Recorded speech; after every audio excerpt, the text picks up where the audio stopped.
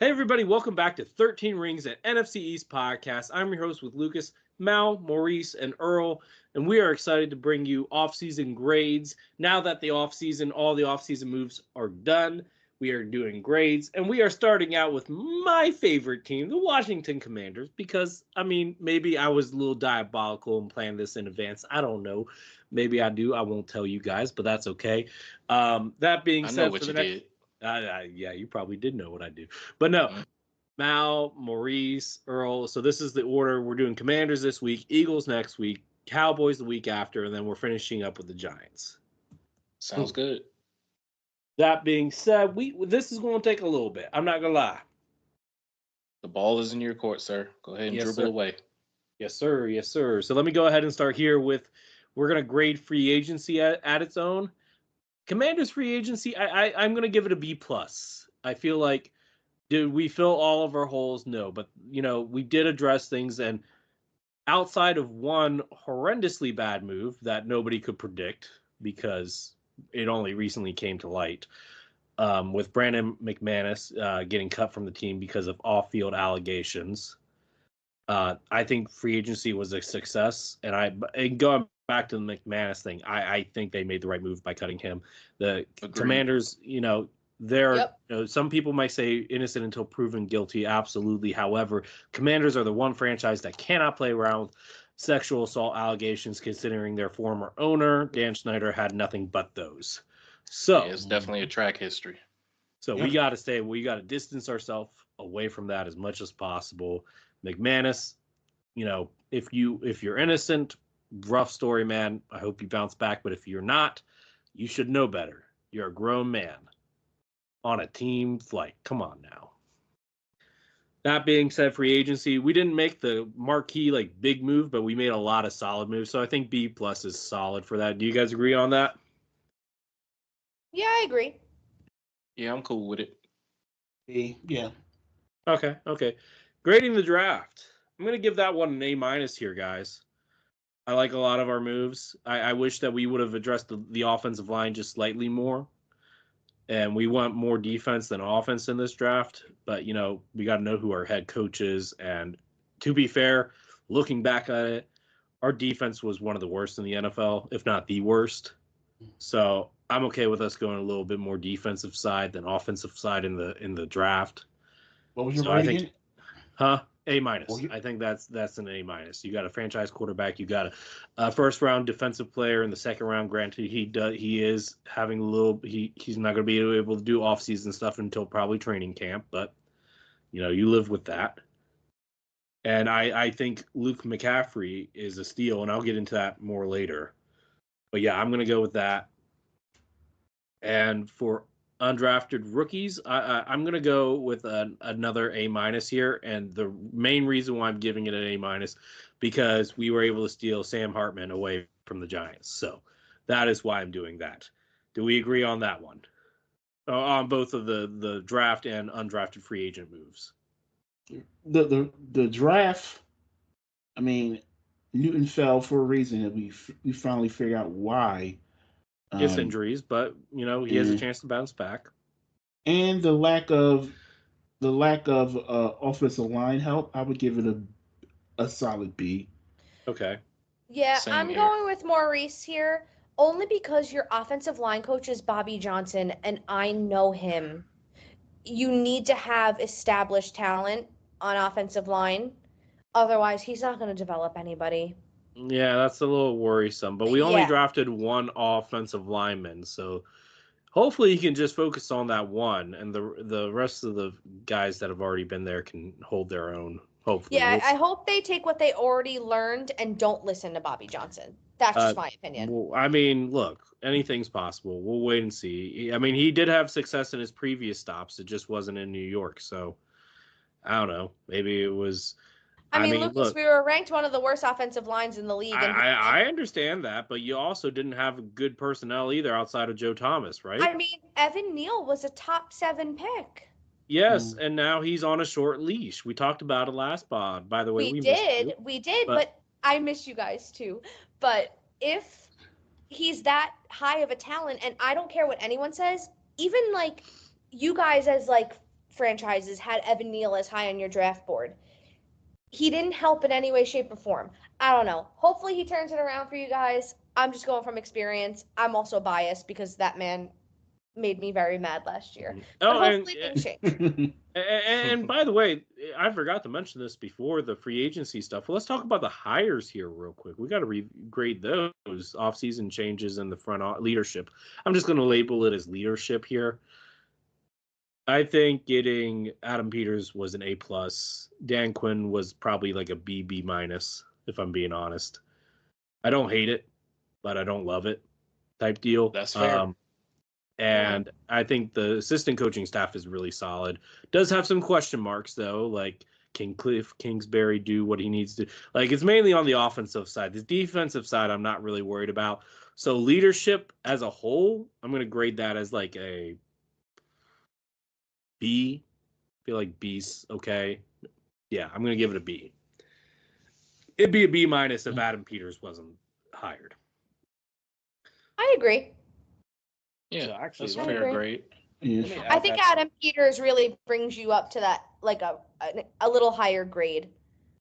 If you guys didn't hire Peters, it would have been a little less, but yeah. Oh yeah, no, I totally agree. Peters was the jewel of the NFL this offseason, so absolutely. Undrafted free agency. I said that was a B, or did I say B or A minus? I forget. B. B. Okay, I'll say B. I think you said A minus. My fault. Okay, yeah, A minus, and I said A minus because we were able to steal Sam Hartman from Mal. Yeah. So Stop. don't forget about our bet, Mal. Don't forget about it. I ain't forget. I will hold I to really it. hope Honestly, Bryce Ford Whedon makes even it. if you did get Hartman, I doubt it was probably on the Giants' radar for Hartman. So, No, yeah, he wasn't on there. It's okay though. It's fine. Whatever. I mean, it's an A minus for me just because I get to rub it in Mal's face. If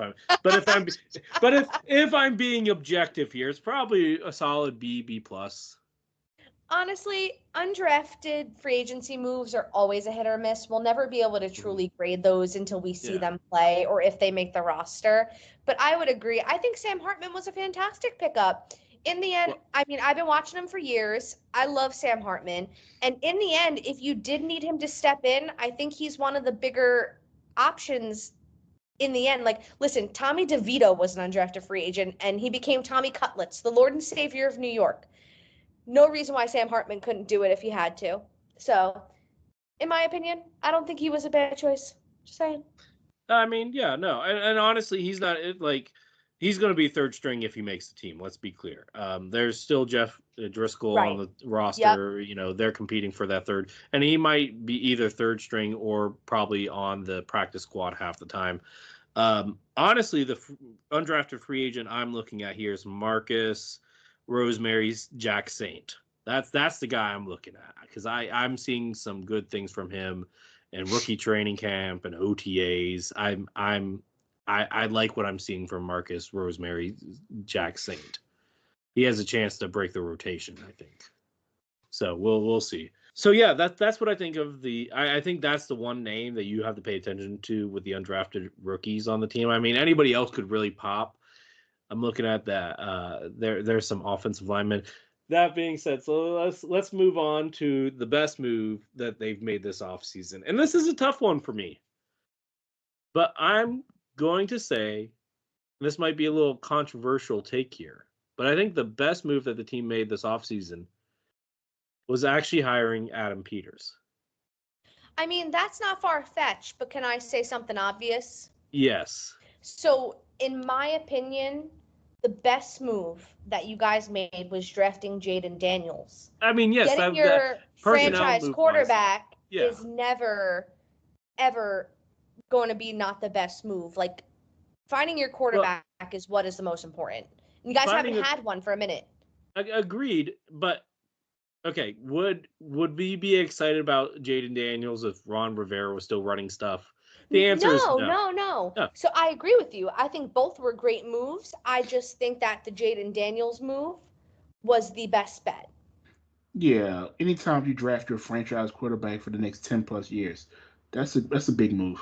Well, Right. I don't disagree. I think it is the second most important move this offseason. But I think getting Adam Peters, a guy that knows how to build a team properly and have a good organizational leadership. I mean, he came from organizations like New England when Belichick was there and Brady was there, Kansas City, and most recently the 49ers.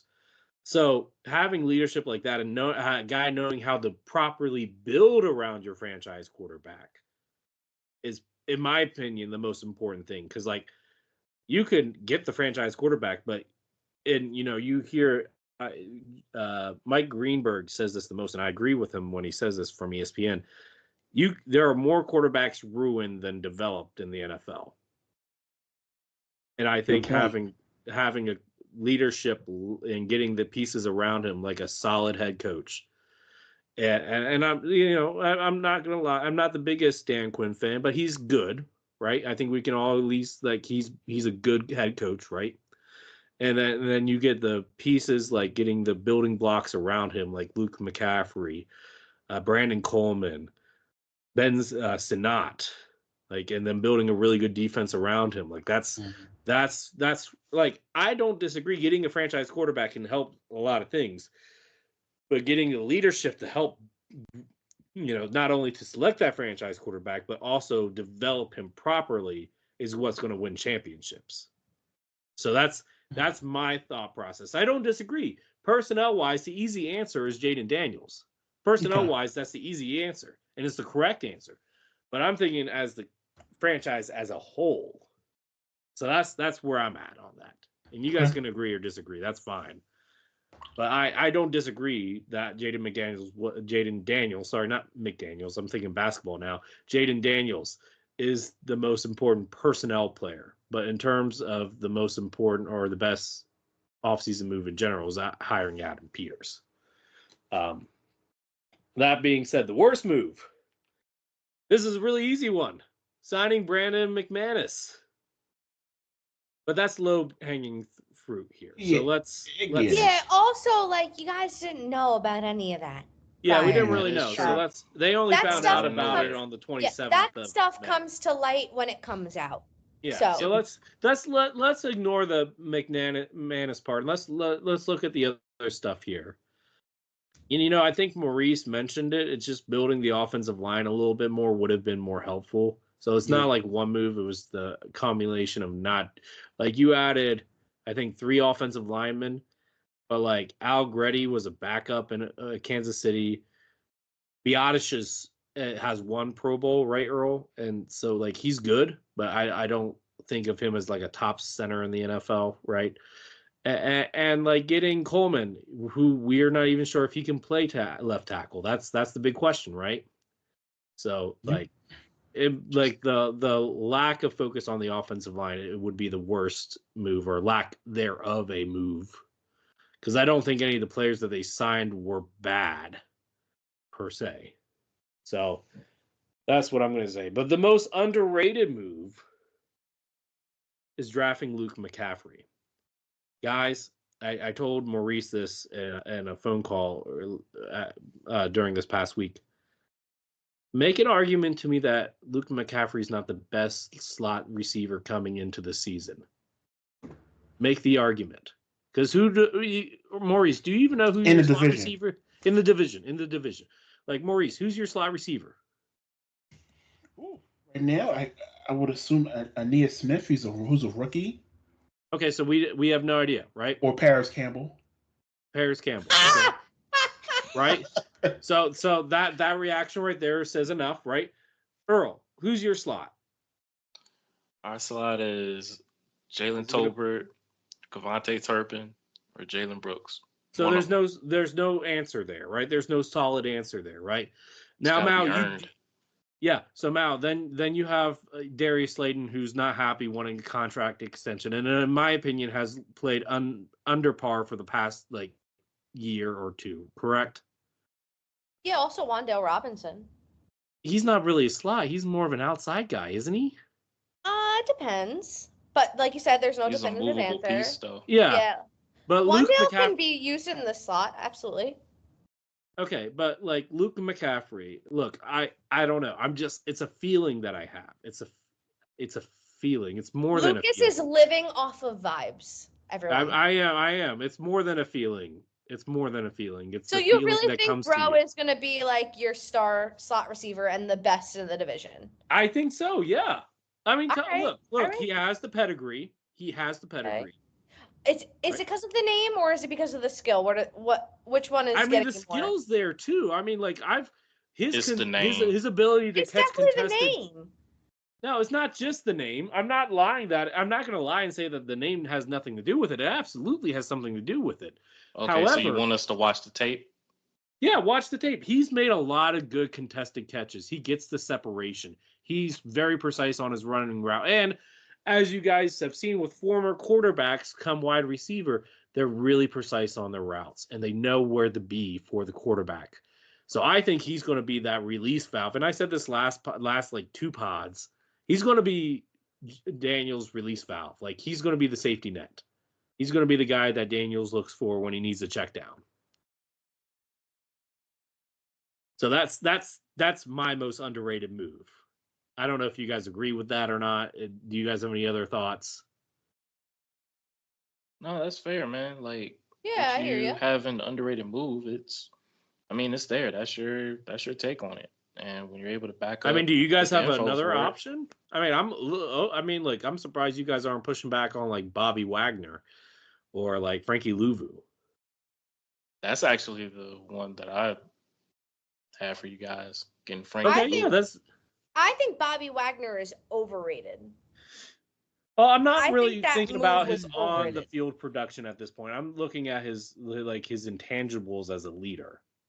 That's fair. Okay. Yeah. Okay, that's Different fair. question. Yeah. Yeah. Or you could say, I don't know, like bringing in can Cliff Kingsbury get the best out of Daniels? Who knows? So I forgot y'all have Cliff Kingsbury. Yeah. That was what I was going to say was the most underrated move was Kingsbury. Yeah. Mm-hmm. Okay. I want to hear you guys' opinions. That's the whole point of this. Yeah, they need that offense needs a new direction. It didn't work last year. It did not work. No, it did not. It didn't work with what's his name? I forget. It didn't work the season before. It hasn't worked in a while. You bring in a new offensive coordinator with a brand new quarterback, a young quarterback. You don't want him getting confused with different offensive sets and schemes. One voice in his head. That's all he needs. Mm-hmm. And it's a fresh start. Yep. So yeah, that's fair. So overall grade for Commanders. Sorry, go ahead, Mal. No, it's okay. I just want to say I think the most underrated move was, because everyone was expecting it, was firing Ron Rivera.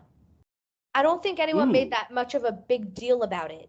Like they were just like, oh yeah, whatever, like they fired Rivera. I think that was the most underrated move. Now, can you explain why you think that's the most underrated move? Because he literally handicapped your team for years. He was terrible at developing. He was terrible at coaching. He literally just didn't care about anything. He didn't even know what was going on half the time. He literally we got eliminated from the playoffs? Okay, literally, like you guys were playing us for like a do or die situation to get into the playoffs 2 years ago, and he was like, wait, we still have hopes for the playoffs? Like, dude, are you kidding me? Are you kidding me? You're the coach of the team. Look, honestly, that season was bad for everyone, to be honest. Right. That like, was so that really especially is that like that was that COVID year. Yeah, like if you are not aware and you have no like support of the locker room, you have no control over what's going on, you got to go. And everyone was like, you know what, new leadership, yeah, he'll be gone, but he wasn't the year after. Now he finally is, because Adam Peters stepped in and was like, we're not doing this anymore. Like, we're not doing all of this. So that's why I think it's your most underrated. Rivera got fired the day after the season was over, to be clear. Well, to be clear. That's true. Yeah. But in the end, I still do think that Peters would have let him go regardless when he was hired. Yeah. But no, I do think that was the most underrated move of your season. I think just because people expected it so much. You know what? You make a very valid point. Make a very valid point. When did Snyder step down? He stepped down during training camp last offseason, or right before training camp. So he didn't want to. He and Josh Harris is the type of guy, Maurice can attest to this. He's the type of guy that will sit down, take a long evaluation of what's going on in the organization before he makes changes. Correct, Maurice? True. So, like, giving Ron a year, not surprising. It's not surprising. Now, do I think that he should have fired Ron halfway through the year? Yes. But I think it was very telling. He let it play out. He let it play out for two reasons. One, I think he's not the type of owner to fire a coach halfway through the season. That is not his deal. Right. I don't think he's ever done that for the Sixers. And I don't know about hockey with the New Jersey Devils, but I'm assuming the same there. But when it comes to the other thing is, if you were going to do that move, you think that maybe Eric Bieniemy can be the guy. Clearly, he wasn't, and he's not even in the NFL now. So, and that was crazy. a gamble, rolling the chips in. Yeah. Also, an underrated move. By the way, talking about underrated move, trading Sam Howell and a fourth and a sixth round for a fifth and a third round. Yeah, that's crazy too. I forgot about that. That's a really underrated move, because that last pick, I believe, became Luke McCaffrey. I think. No, wait a second. No, we had that pick from the Chase Young trade. Mm-hmm. Who did we get? We got Coleman from that trade. That's who Well, Coleman was a part of that trade, but he was actually a part of the Yeah, it was Coleman, I think. So, yeah. Or did we use that pick that we got from them to move up to get Sanat and Sam Rasile? Anyway, I'd have to look that up. But point being, yeah, underrated move for sure. So, anyway, overall grade for this offseason, I'd give the Commanders, them a B+. B+ sound good to you guys? Sound fair? That sounds good to me. I'd give that's them the grade B+ I have for you guys. Mm-hmm. Overall offseason B+. I say B, but okay. You say D? Oh, you just trolled. B. No. I said B. No, B. Oh, B. Okay, I thought you said D. I'm like, oh, he's just trolling now. No, okay, B. Why his B? Feelings? Why? I am in my feelings. Why B? I just think because of the salary cap money you guys had, I would have assumed you'd have made a bigger splash. I understand you got a lot to build, but there are still wide receivers looking for extensions. We still have about 43 in cap space, I believe. Also, you guys have to understand, the Commanders for a while were in a team that players really wanted to come to. Yeah, that's true. The front office has to reestablish that whole entire thing. So that's why I don't think the bigger splash was made right now. And you know what? Fair enough. There's a player in Cincinnati that might want out that I would keep my eyes on. If you think Chase, we're not going to start too with much that. candy, sir. No, not Chase. T. Higgins. Yeah, we're not going to start with that. Could you match adding T. Higgins to that wide receiving core? Then you got something. You're cooking with something now. You're cooking then. Yeah. Yeah. I mean, I don't think it's an outrageous option. We have the salary cap space to trade for him and then extend him. Why not? Yeah, like I said, you guys just as an organization just need to become that appealing organization again. Yeah, and that will take time. And you will. It'll take some time, but you're right. It will happen. Just take some time. So Lucas, if that is the case and Higgins is an asset for you guys, would you bounce Dotson for Higgins? Or would you try absolutely. To Look, this is a make or break year for Dotson. If Dotson does not like the first 2 years, Dotson had 500 yards each season. Like, he needs to make a big leap this year. Because like I've said, I think Luke McCaffrey is going to be second in targets this year behind McLaurin. I don't think that Jaha's going to have to make his presence as a deep threat. Oh, no, I feel that. Like, that's what's going to have to happen. Or else Jaha's not going to get that fifth-year option. And they might actually look to trade him. And I would not blame them at all. I wouldn't.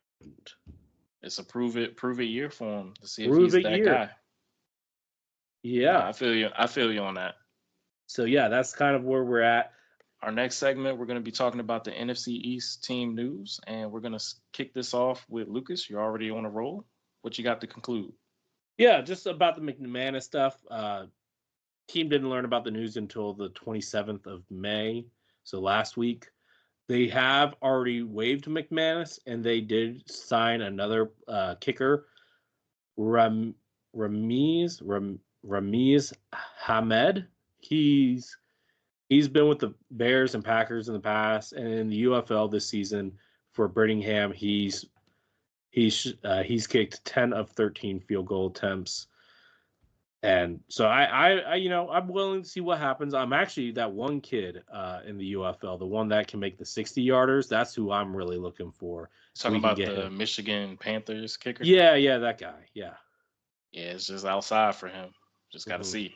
We might have to throw some guaranteed money there, but yeah, no, we've already talked a lot about the Commanders. That's the main news. Jamin Davis is definitely, they're going to experiment with him at edge.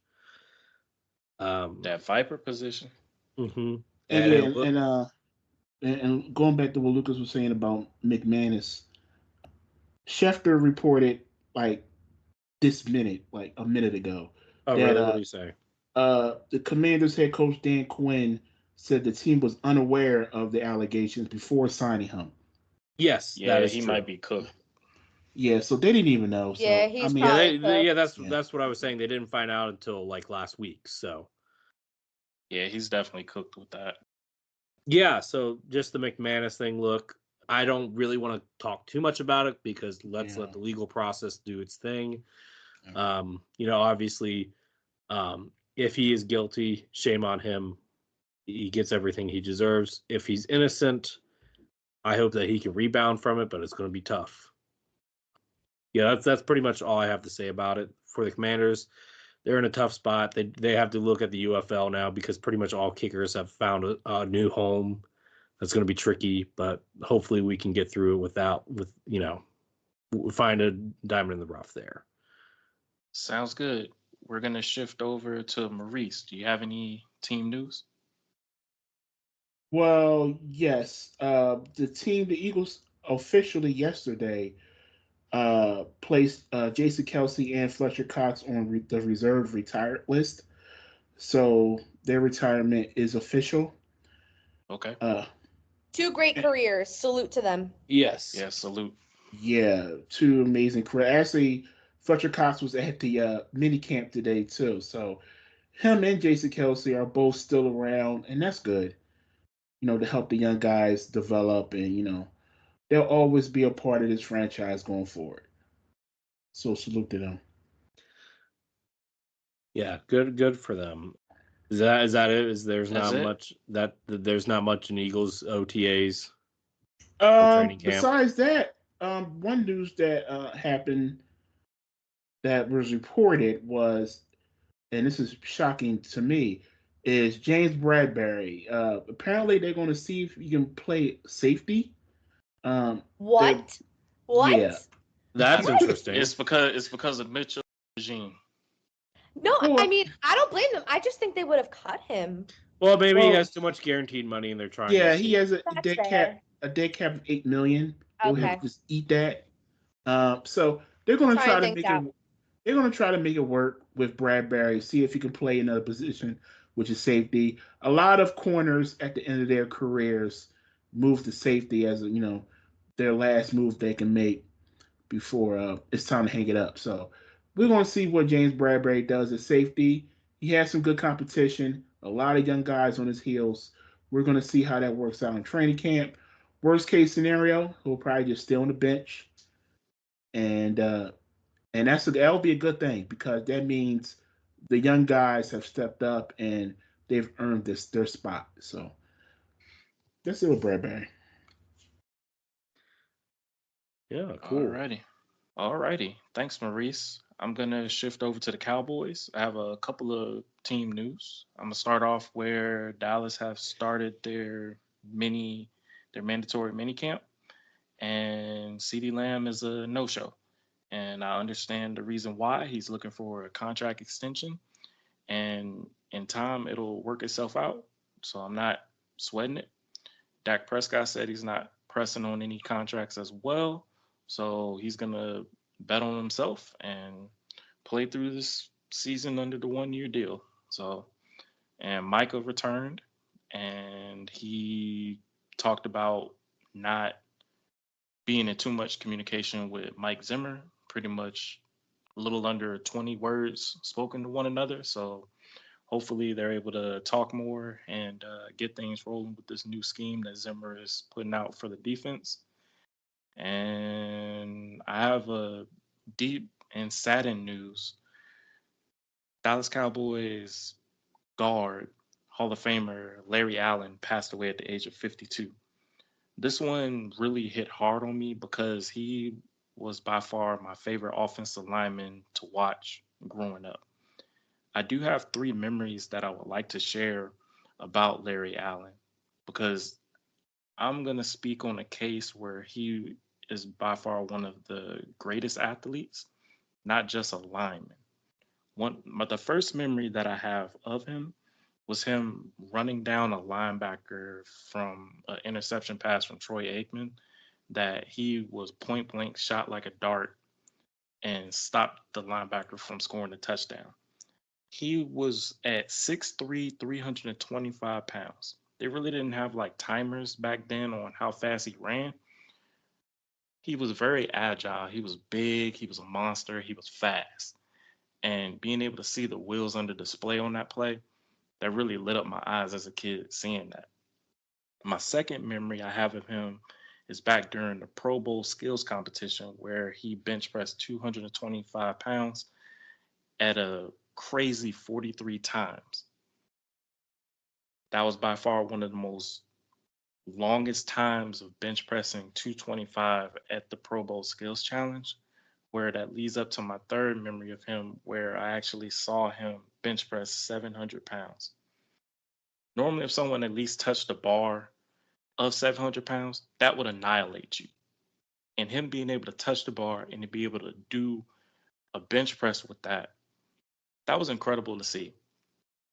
I really think Larry Allen as a whole, he was by far one of my top athletes. I would rank him up there with Deion Sanders and Lawrence Taylor because I feel like most really have a misleading thing where they're logical wee woo dealing with the athlete and physique and why the fat boy scenario is just taking a bad rep. I feel like most athletes have stomachs.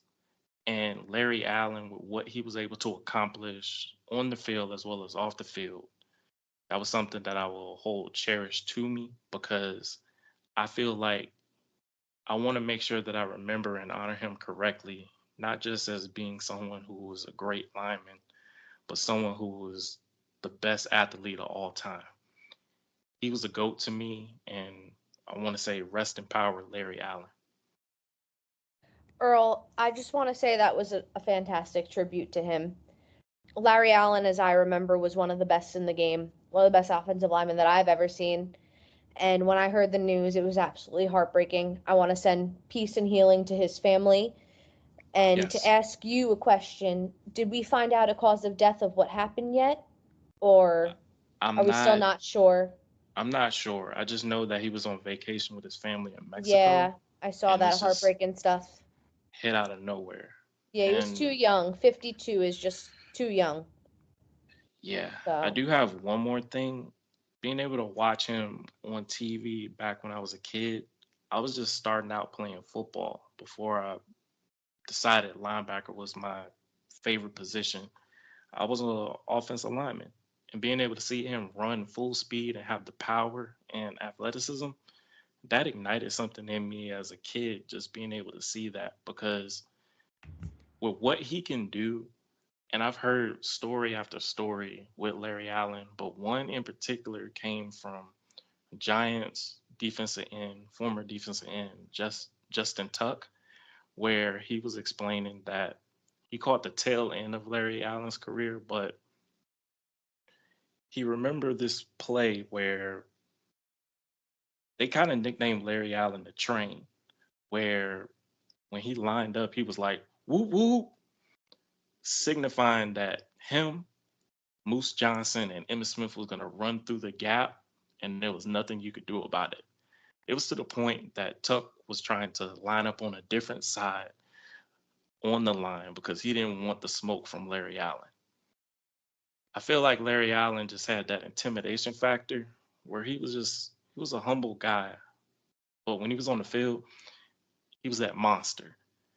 And he's definitely one that I really appreciated growing up, being able to see what his style of play was and how his athleticism was up to par with someone smaller, like a Deion Sanders, like a Bo Jackson, like a Lawrence Taylor. And I just want to give credit where it's due to him being the GOAT. It was a good speech. That was a good speech, Earl. Absolutely. Life Yeah. is too short, Earl. That was awesome. Really, that was Yeah. awesome. Well, Me well watching football in those days, all I remember was, man, this is a big dude moving fast. Yeah. And I Yes. also remember when the Cowboys played the national games, John Madden will always shout him out.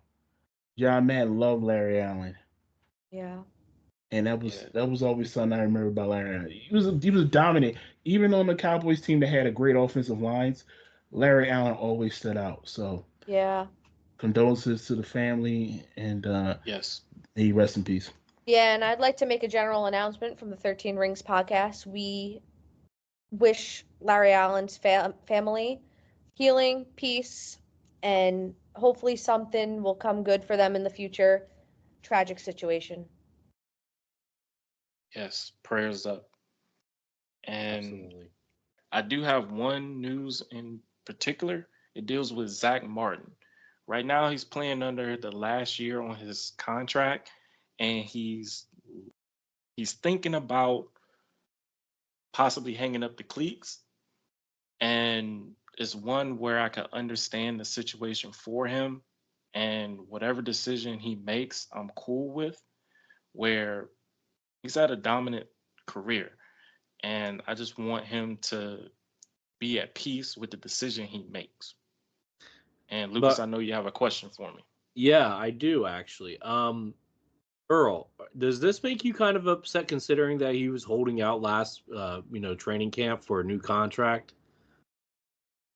I feel like he went around it the wrong way, where he missed a very kind of decent amount of training camp, and he wasn't the same going into the season.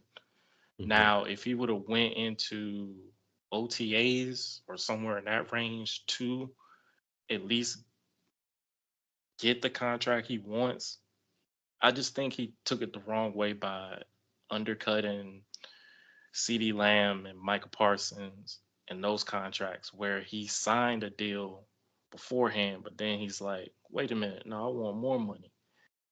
Now that he went around it the wrong way, but I understood him wanting more money on his contract because he was being underpaid. So I get that.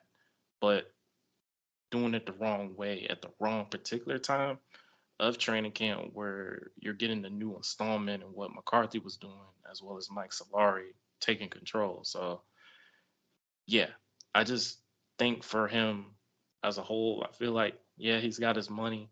This time around, he's just really looking to see maybe retirement was in his plans. I just feel like for me, if I'm looking at it from the Cowboys perspective, oh, he wants a raise. Okay, fine, we'll give him a raise. Oh, he just wanted a little extra cash right before he retired. That seems kind of like, I don't know. To me, that would make me upset because I feel like he played me. You know what I mean? Like he hasn't fully confirmed that he is retiring. Yeah, I know that. He's just gotta see. Like, I can't just make the judgment to like, hey, he's not sure about retirement, but is thinking about it. Is that, yeah, I know he wanted his money, but at the same time, undercutting his players, it just kind of gives a message the wrong way to guys who are coming up on their contracts. Yeah. That's the only thing that I have with it for it. Now, if you knew that he was going to hold out from training camp, I now know that Jerry Jones was holding the contracts because he'll do it when he wants to do it, and that's kind of a bad move. Yeah. So, yeah. We're going to move on to the Giants now. So the Giants are on their 8th day of OTAs. So everything's been pretty good. Daniel Jones is back, coming back good from the ACL injury. Neighbors has been doing his thing. Hyatt made a really nice catch the other day with Tommy DeVito. So positional competition is still going on. Whoa, Tommy DeVito and Daniel Jones? Yes. Maybe, but I doubt it. I just mean amongst wide receivers and things like that. I know. Let me But have my. I know you control me. It's fine. I'm a good sport. But the second piece of news I have is that in less than a month, the Hard Knocks Offseason with the Giants premieres, which I'm really excited for. I'm really excited to see all the different moves we made, including, which brings me to my next point, the release of Saquon Barkley. So our very favorite neighborhood sweetheart, Nick Sirianni, had some comments for Giants fans. So what did he say? I didn't hear these. What did he say? Yeah, he said that he trolls Giants fans in the street by saying, "We got your best player." And here's my thing, though. Here's my thing. I want to hear y'all's opinion. Do you think Saquon Barkley was the Giants' best player? Offense, From yes. last year? No, Best not offense. I'm saying no, just overall best player. And best player. I will answer that question first, and I will say, yes, I want Maurice to answer me first because I've been trolling him and his fans for the past few days, so I need his opinion. Yeah, it's been pretty entertaining to watch it too. No, he wasn't their best overall player. Okereke or Lawrence is probably their best player. Don't forget Thibodeau. I was going to say Thibodeau. And Andrew Thomas, guys. I mean, I can't say that after the offensive line this past year. Andrew Thomas only played like 3 weeks. That is true. Still. Anyway. No, but I still wouldn't. Listen, he's my head coach. I fully understand that he's not well liked outside of Philadelphia. Is he even liked inside of Philadelphia? Is he even liked inside of Philadelphia? Oh yeah, he is. Yeah, Maurice, not at the end of this past season. He wasn't. Well, he was on the hot seat, but that's we're just talking about personality. Okay. Which he kind of like irritates other fan bases, and I fully understand why. He's my head coach, so I'm not gonna say anything more. All I'm gonna say is that I think it's great for the rivalry. I love it because honestly, if I was in his spot, I would be that. Really, I would be. I would be so petty and I would be so annoying. Exactly. So if I was in a position of power, could you guys imagine how insufferable I'd be? I mean, you're pretty insufferable now. Exactly. So I would just take it to like the extra level like Sirianni does. So I personally love it. I think it's hysterical. But to be fair, you're like the second least insufferable. Least? Like you're like the second least of the worst. Who's the first? Who's first? Who's the first? If we're going by people that's been on the podcast here, I'm gonna go with C-Web. Oh, I love you, C-Web. I do. I do. C-Web is also a A1 Commanders hater. Oh well, apparently he's an AAA Jalen Hurts a hater. Yes, that is what I've taken from it all. I can't tell you how many times C-Web was just saying the millions with Hurts. Oh yeah. Oh yeah, no. But listen, I'm insufferable. All love, and I know that. All love. We want you back on the pod. Yes, we love you, C-Web. Salute. You are him. We love you. But either way, I'm pretty insufferable. I would be just as annoying as Sirianni, and that's why it annoys me so much because he makes me mad because I just don't like his attitude, but it's the same attitude I have. But either way, I don't agree that Saquon was our best player. I do think that Dexter Lawrence is probably our best player, if not one of the best defensive linemen in the NFL. I still go with, I think Thibodeau is going to take that leap this year where he's going to get better than Dexter. Yo, listen, I am all for it. Please, I support it. I really do. Mal, all I'm going to tell you, what Sirianni said, that defense for the Giants going to take it personal. Oh yeah, it's gonna be a fun. It's gonna be like that. Michael Jordan meme. It's gonna be like Michael Jordan meme where he's like, and then I took it personally. Sirianni thinks that I didn't take personally him flapping his wings when he beat us 38-7 in the divisional round. I ain't forget. And if Dable forgot, I'm gonna be mad at him. She keeping those receipts. Oh, that game, receipt is taken. Are you holding Eagles, a grudge? Oh, Eagles, okay. I just want to say Eagles, I was at work and I was in shambles. I will never forget that game. Mm. But go ahead, Maurice. You say your piece. Eagles versus Giants at the Meadowlands. MetLife. It's going to be good. What week is that? Yeah, I can't wait. When is y'all's? Hang on, I'll pull it up. I got it. Because that's what I do. I have all this stuff thanks to our graphics. I feel bad for Saquon because he's gonna get wrecked that week, like by the fans. The names they gonna call him. You know how Durant got called Cupcake after he joined the Warriors? Saquon gonna get wrecked that week by the fans. But that's usually when the Giants plays play their best games, though. So hang on. Week 18 they play in Philly. Week 7 they play in New Jersey. Week 7 we're at MetLife. Week 18 we're at the Link. All right, word. Yeah. All right. All I'm saying is week 7, Maurice. See you there. Yep, it's gonna be on and popping. I don't know who your running back is, but see you there. Look, I'm gonna go ahead and say it. I'm gonna say I can't see him. Don't know who that is. Saquon might get the Kevin Durant treatment of Cupcake, but instead it's gonna be a muffin. I'm dead. Well, maybe. Anyway, Maurice, let's go on to the Giants with your mailbag. Yes, as we continue on with the New York Football Giants, they will be the team we talk about this week for our 13 ranked mailbag. Giants fans didn't step up on social media, so I had to. But we do have a couple questions, and I'll start. Lucas is a low-key Giant fan. Nope. Nope. Lucas, you got some blue? Nah. You got blue. Nah. You know you represent the Smurf, sir. It's no, okay. sir. What represent? I'm tall. I am not the shortest one. Well, actually, I might be shorter than you, Maurice. I ain't gonna lie. Yeah, I know I'm not shorter than Mal. I'm 5'7". What are you? I'm 5'10". Yeah, you're taller than me. So I'm probably the shortest. So I'm actually the Smurf. I'm blue and the shortest. So yes, I'm the Smurf. We're just gonna. You know what, Mal? Your new nickname is now Smurfette. Okay, that's fair. Yep. All right, so I actually have two questions for Mal, but I'm gonna start with one question. Since we've all been either critical or giving praise to our ownership, what do you think about your ownership, John Mara? You think he's been a good owner? I like this question. I really do, because no one's ever asked me it. No, I don't think he's been a good owner. Ooh, I don't. Wow. Listen, I got a question. It's no disrespect. Like, it's not in a disrespectful way. I just think that Mara gets himself too involved, too much. We don't need that. And so I'll tell you guys all a story, including the podcast here. Boy, My aunt, this is a little of a weird story. So my great aunt, she was a nun in upstate New York. She retired as a nun, but she's still a huge part of my life. Remind me to tell you guys a story about my mom and nuns later.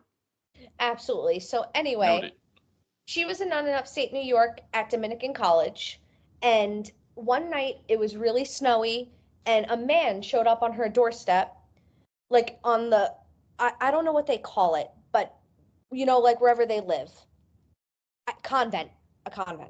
So a man showed up on the convent, and it wound up, they took him in, fed him. He was Wellington Mara. And he, had donated so much to them and was so appreciated to them. And when she told me this story, I literally was like, Wellington Mara established the football team that I love so much. And he literally, my aunt took him in, and he just had so much appreciation for so many things. And he was so dedicated to winning. And it really, really hurts to the fact that John Mara is just so obsessed with doing what he wants. I don't know if it'll change. In the past 30 years, the Giants have only won 12 plus games twice. That is not good. So when it comes to ownership, I do miss Wellington Mara a little bit. I think that he really had a way of wanting to win, wanting to make a change. John Mara doesn't do that. He incorporated this team. It wasn't like he took over like Josh Harris did. It wasn't like he had like an eye for talent like Steve Bisciotti for the Baltimore Ravens does. What he wants is what he gets. And I don't think that's good because we have a GM for a reason. And I think that falls into the category of like why the Cowboys are going through what they're doing because Jerry is their GM and also their owner. So it's like, in the end, if Mara finally steps back and says, okay, whatever, I'm cool with it, which he kind of did this year because if he had his way, Saquon would have been paid all of that money, and I don't think we should have done that.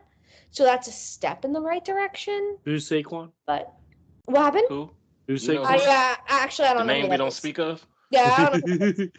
Never mind. Number 26, I apologize. So number 26 would have been paid if John Mara had his way. So no, I don't think John Mara is a good owner. I appreciate all he's done, and I appreciate what he's trying to do, but he has work to do, and we'll see if he changes, but I won't hold my breath. So what's your next question, Maurice? Actually, I have a follow-up question to that. I have Go a ahead. question too. Okay, all right. So, I'm ready. Mal, because I think we can all say that, like, Eagles have good ownership. Commanders now have good ownership. Who's the worst owner, Jerry Jones or John Mara? You can kick Jerry Rogers, Lucas. Jerry, no, all right, listen. I don't love John Mara, but Jerry is worse. Ooh. Yeah. At least Jerry the is only- Giants have a GM. Yeah, also, Jerry Yeah. is only worse because Jerry won't change what he actually thinks. I've seen John Mara actually Bingo. change. I've seen Mara actively change what he thinks based on what Joe Shane tells him or Joe Shane's moves are. Jerry still won't budge. He won't I budge. can't wait till next week. Mhm. Oh, So I therefore, can't wait till next Jerry, What do you in mean next my week? honest Giants are going. opinion. Eagles going next week. You gotta week. wait Ain't that 2 the weeks. roast sir. session? Ain't that the Oh roast yeah, the session? roast. Yeah, the roast. Yeah. We'll get. Like I said, I can't wait till next week. Hang on. We can't talk about that yet. We're gonna save that for the end, okay? That's Okay, like my Saquon. We bad. don't talk about it. Got it. Um, Noted. Like Fight Club. But in my honest opinion, Jerry is the worst owner in the NFC East right now, regardless of record. But that's just my opinion. Okay. I agree with what you said. He's too complacent right now. And with everything that's going on, some decisions he's making, but I think it's a little more towards his son, where it's more of the value of the dollar instead of the value of the players and the team. So I can at least say for Jerry Jones, he's got 3 rings under his belt. Right now, he's complacent. All right. Anyway, Maurice, you had another question? Yeah, my other question for Mal was, what was your thoughts on the Darren Waller video? Oh my music video. goodness. All right, so here's my honest thoughts on the Darren Waller video. Darren Waller is clearly going through a time. He's a recovering addict. He's going through a divorce. He's unsure of his place in life, and he's unsure if he wants to play football. If music and making it brings him passion, I support him fully and through the whole entire thing. If So that's you're what gonna you buy a want to CD? do, no, I'm not buying a CD. Lucas is But- going to buy it.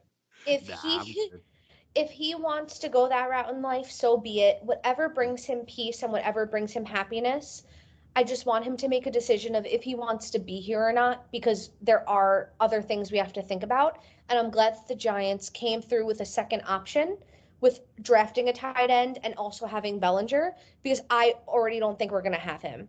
And I don't think it's best for him to play. So do I think his music was good? No. But if it makes him happy, by all means, I support that. So I have 2 questions. Do you want the fun question or the evil question first? Do the evil one first. Okay. Is Devin Singletary the worst starting running back in the NFC East? No. Who is? Ezekiel Elliott. Is he going to be the starter though? Devin Singletary? No, Zeke. I think so. Yeah. Probably. Who else? Rico Dowdle? I bet Yeah, he'll okay. get more yardage than Singletary. All right, I'll hold you to that bet. I got bets all across the NFC. Okay, so there has to be consequences for any bets going on, and so what is the consequence for this bet? I don't know. I'll let Earl put out those terms. He'll have a good idea. Earl, if you want, you can wait until next pod. Bet. Okay. Yeah, Earl, So, sleep on that. Let me know. To be announced. TBA. Oh yeah. I would say Zeke would have more yardage as well as touchdowns. Oh, so there's a double layer to this. Okay. All right. So we got to soundbite that, Maurice. Okay. So okay. Fair enough. What's the other question? The other question is, what did you think of the Century Red uniforms? I don't hate the Century Red jerseys. I don't like the pants. I don't like the pants either. I don't think the jerseys are bad. I think the pants are bad. Did you like the graphics? Did you like the graphics I made for y'all for that? I did. It's a throwback. Of course, it's gonna look the way that it's gonna look. I mean, I made equal like 1930 Eagles throwbacks. It's 1930s with the same pants. I've even seen the Eagles in Peeps uniforms. Like I've seen it. Like it's a throwback. It's a throwback. Y'all are thinking too much into it. Maurice, those Eagles colors from the 1930s. Look like I want to call them the Philadelphia Chargers. The blue and yellow. Yeah. The helmet looked like a peep itself. It does. It was crazy. It does. But at that point in time, like, look, they had those colors back in the day. I think people are just blowing it out of proportions. It's a throwback. Y'all need to sit down and color in your coloring book and let the Century Reds happen the way that they're gonna happen. They're gonna be there if you like it or not. I just hope that you color guys in your coloring when book. we beat you this year. That's sit what there I'm and color in your coloring book. I like that one. That was a good one.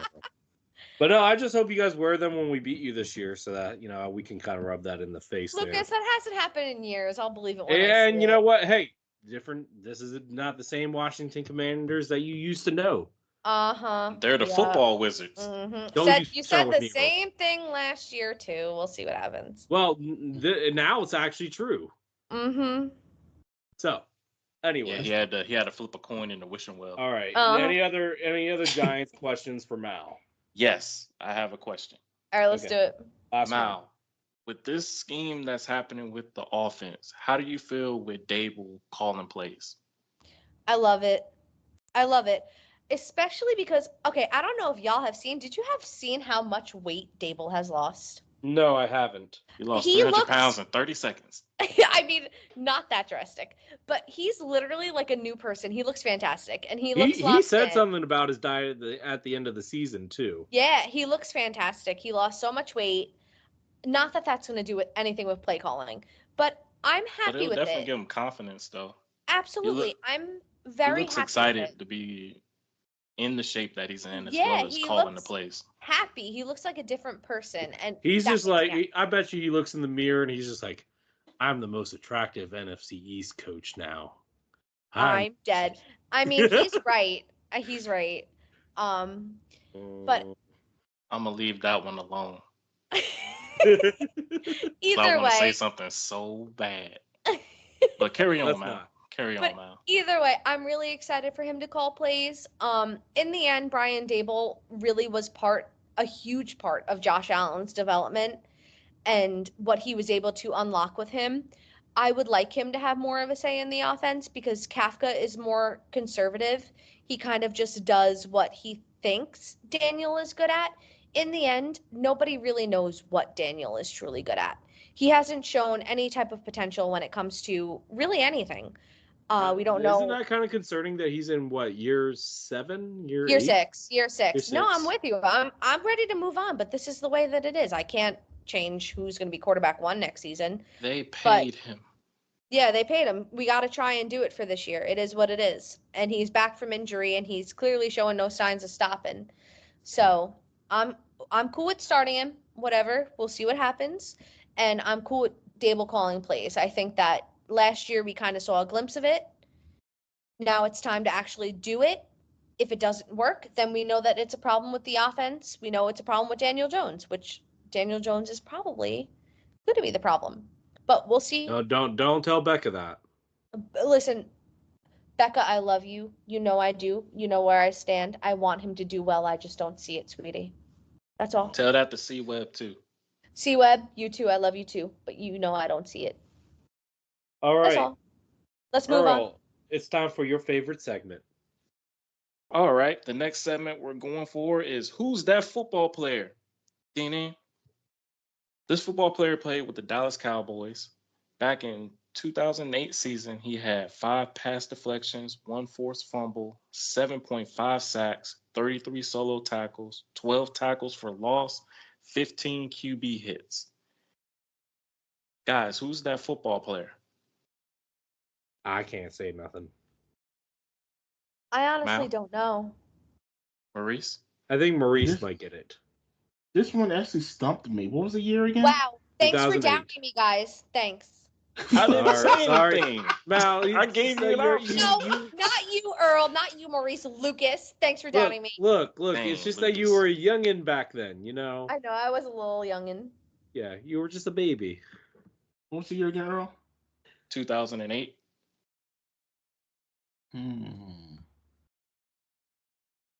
I really don't have an answer for this one. What is it? It was defensive tackle Jay Ratliff.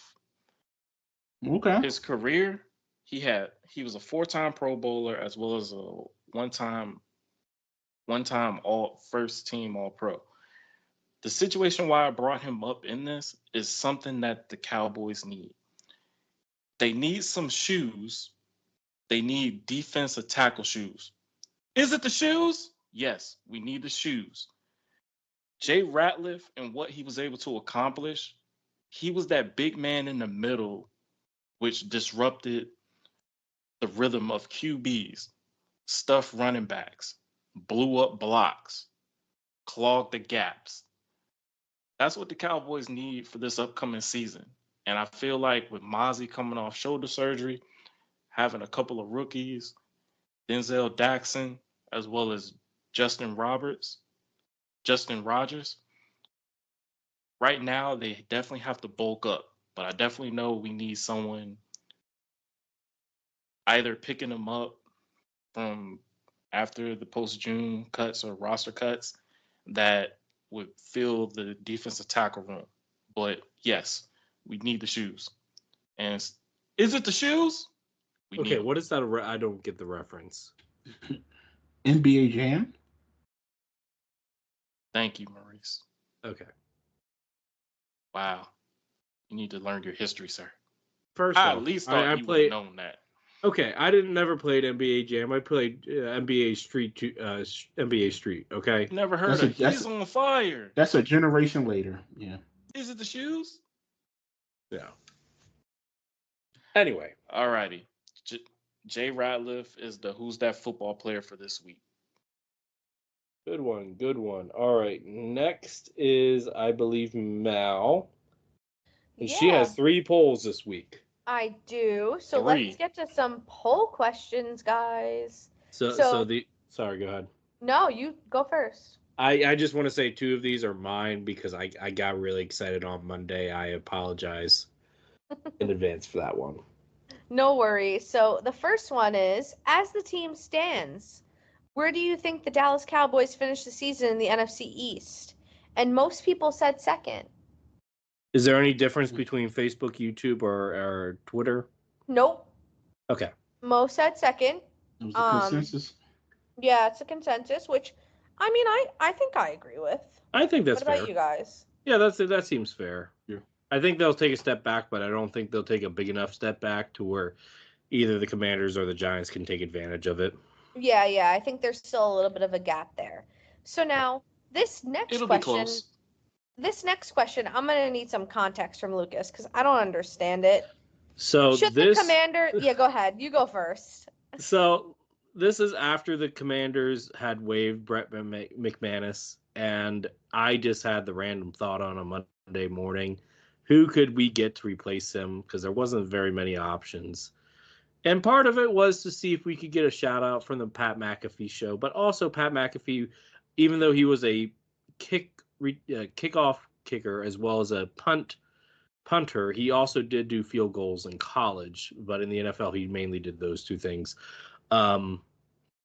Yeah, no, Pat McAfee's still young enough to be a kicker in the NFL. Why not? Yeah, so it said, should the Commanders call Pat McAfee for their hole at kicker? And most people said yes. Yeah, is there obviously this all is I'ma wishful say- thinking? I mean, it didn't Right. happen. It didn't happen. Let's be clear. Did you, But Lucas? Did you really think Pat McAfee is going to leave a multi-million-dollar ESPN gig? oh no, not Oh, at don't all. To forget be a WWE. kicker. I mean, no, and he retired before he got into any of this social media stuff. No, this is purely just me being a West Virginia fan hoping for the best. Okay. Because did you know Pat McAfee was the kicker at West Virginia the same time Pat White and Steve Sladen were there? Yes, Lucas, I knew that. I knew you knew that. I'm asking them. I didn't know. I didn't even know Pat McAfee was a kicker for West Virginia. Well, now you do. And now you learn something new every day. Facts. So anyway, that's why I did it. That's funny. Hey, And now, Lucas, I'm gonna throw your hat in on this. Why don't you be the kicker? I mean, if I didn't tear my ACL at the tender age of 18, I probably would have. the real Right. question is, why doesn't Major Tuddy be the kicker? Don't you start with me. Don't you start Let's with me. go. Not tonight.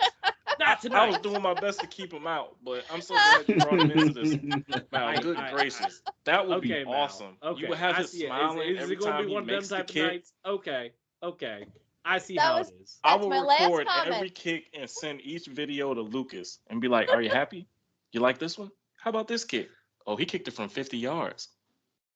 It's amazing, right? Boy, you're gonna get sick of me." I am done. That's hysterical. So now let's go to our third and final poll question, which I think was a really good one, Lucas. So, who is the next wide receiver to get an extension now? CeeDee Lamb, Jamar Chase, or Brandon Ayuk? And most of our viewers agreed that it was CeeDee Lamb. He Any better. any irregularities between the social medias, or did they all agree? No, Everyone you wanna said know who I CD. voted for? Who you vote for? I voted Chase. I knew it. I knew. Earl, you you just voted for want Chase. chaos. No, it's not chaos. The Joneses, No, I don't blame him, Jerry though. and son create the chaos. I don't The think reason that. why I don't think Jerry's gonna pay CD. I really don't. Well, hold on. he's Let gonna- me wait, throw this hold question on. out there before Time Earl goes. out. Hold on. I know CD's gonna get his contract. The only thing is, it's gonna be a lot tougher with how the money is as well as the years. I think CeeDee Lamb is looking for a contract under a 3-4 year deal. I think the Joneses are looking for something to 5 or 6.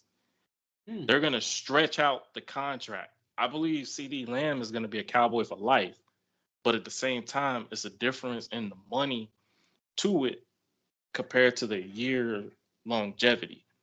So he's going to look around a contract in the range of a Justin Jefferson, but at the same time, the years, I think that's going to come into play. They do this with all their upcoming contracts. I'm just gonna say CD deserves a contract upwards of Yes, Justin Jefferson. you're absolutely right. I think he should get But around how 32 they more. move, Yeah. I'm not seeing anything right now. All I'm saying is other receivers are going to get signed. There's been 5 receivers already signed, including Justin Jefferson. Yeah. And you're now right. Tyreek Hill is looking for a contract. I'm just saying, I don't think CeeDee Lamb is getting this contract next. I think Chase is probably going to get his. That's fair. The price is going to go up. I get Yep. that. But that's how the Joneses move. I'm just going off what they move. No, I hear you. I totally hear you. I could be like, yeah, he's going to be signed this weekend. I got to see it to believe it. But for right now, on what I believe, his contract going to get done either around the time of the start of training camp when they hit Oxnard or a little before preseason. So only time will tell with that. But I chose Jamar Chase for the reason. So, Earl, I have a hot take for you here. What you got? And you can just dwell on this until we do your grades for the Cowboys in 2 weeks. But I think the best course of action for the Cowboys is to pay Micah and CD before Dak. I agree.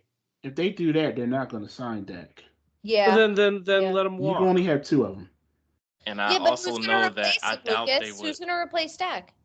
Well, Yeah, I mean, that's a you good traded question. Trey Lance, or you could draft somebody Oh, the come next on. He year. is Trey trade Lance, come on. commodity, Lucas. You really think he's gonna beat Dak out of a QB1 No, competition? I'm Oh, if saying Dak's not after there. Dak walks next season, let Trey. Regardless of what anyone really thinks, Dak is a top 10 quarterback in this league. True. Facts. But I Like, also know it's truly that true. I also know that Dak is the Cowboys' money outside of their cap. I'm gonna give you a number and see on how this is possible. The popularity of the player is what the Jones are looking at because it brings in what revenue brings in the money on a popularity case. Oh, It's you a know, business. between those three, Dak is the least popular. Are you sure? Because I can tell I'm you. not sure I'm about that. Look, I'm gonna give you a number. When Dak was a rookie and the price of where he is now, as a rookie for the Cowboys, they earned in earnings $3.5 million. In my honest opinion, popularity when it comes to Cowboys players, it's Micah, Dak, then CD. See, I don't know about that It's also because the and jersey. here's the That's reason just why. that's just me based on the jerseys I see. Well, Like okay. if I'm out in That is Florida and true. Orlando, and like Orlando is a big area where there's not an established football team. Mhm. When I see Cowboys jerseys, I see a lot of Micah, but I see a lot of Dak. I don't see no CD.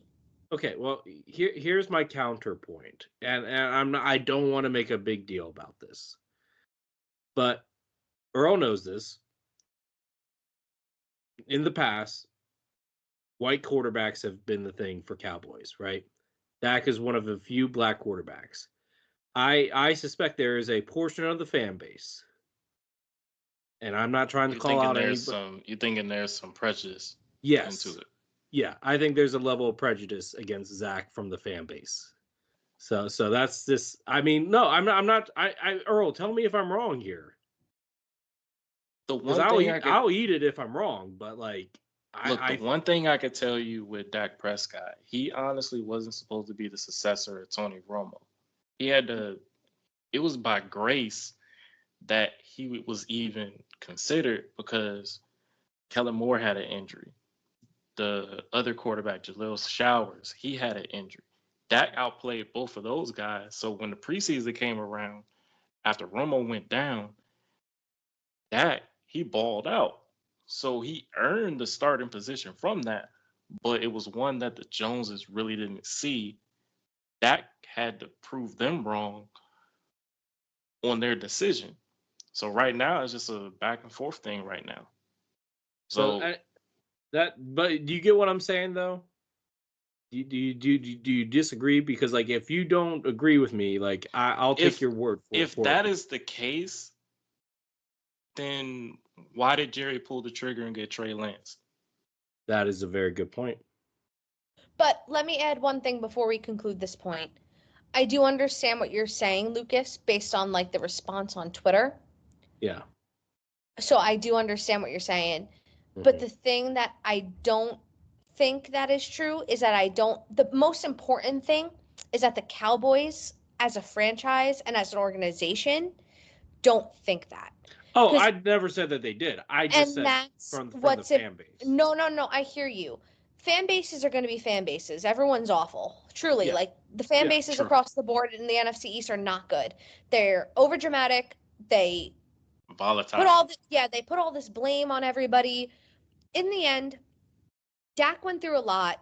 He's been amazing for the Dallas community. He's a top 10 quarterback.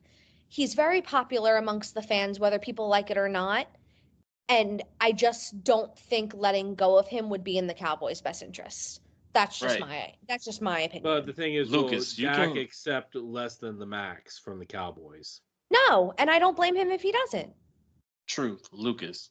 I'm gonna leave this right here, and I'm gonna put a book stamp on this. Yeah, because we got to move on. It'll be quick. Okay.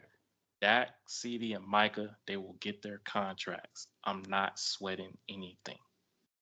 I'm just saying I think that Dak will be the last one to get his contract, not the first. As long as he got his contract, I'm good. Okay. So I digress. All right. Last question here. And this is